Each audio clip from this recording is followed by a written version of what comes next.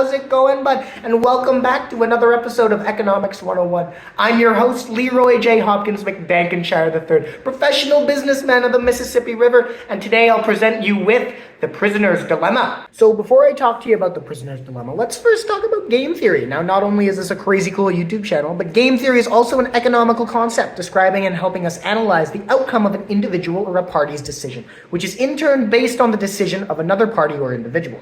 Basically, it analyzes a decision that you make, and which was based off a decision that someone else makes. We can understand this concept by looking at the prisoner's dilemma. The prisoner's dilemma is a situation, or a game if you will, where two parties weigh between cooperation or betrayal between another party. Now, this might not make too much sense, so let's look at the arms race between America and Russia to help us display what the heck this all means.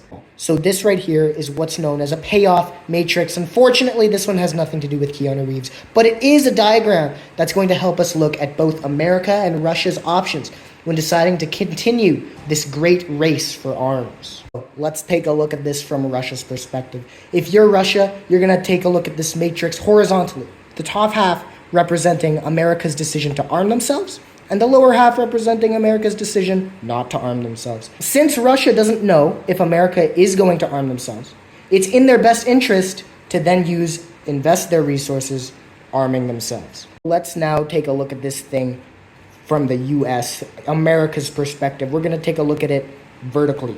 So if you're America, you're gonna decide, hey, I reckon that Russia is probably going to arm themselves. So it's probably in my best interest to arm ourselves as well. Why would I not arm myself if Russia is arming themselves? But maybe you're like, hey, I don't know, maybe Russia won't arm themselves, and then we can go and not have to spend all the resources in arming ourselves, and both of us will live happily ever after and not have to fight each other. But since that's probably unlikely, they're better off having either this outcome, which is the US arming themselves and Russia not arming themselves, or having them both be arming themselves and having national security in that sense. So both countries here are clearly not better off investing time and money into defense, which are all resources being used by their governments, that instead this time and money could be used into research and development towards things like food security, climate change, or technological advancement. Besides, where are all these arms even coming from? Now there's just a bunch of people running around without arms. Now there's nothing wrong with people with no arms, but I bet you the government would have a much easier time defending their country if they had the whole person instead of just their arms. So with all these arms in the possession of these countries, we can see that they're super dangerous towards one another, especially towards innocent residents that reside within these countries. So what can be done to help maximize social welfare? When it comes to having two separate countries following an international policy, it's pretty much a given that neither of them will. Both of them are going to go against their words, and both countries are probably aware that the other isn't going to keep their word.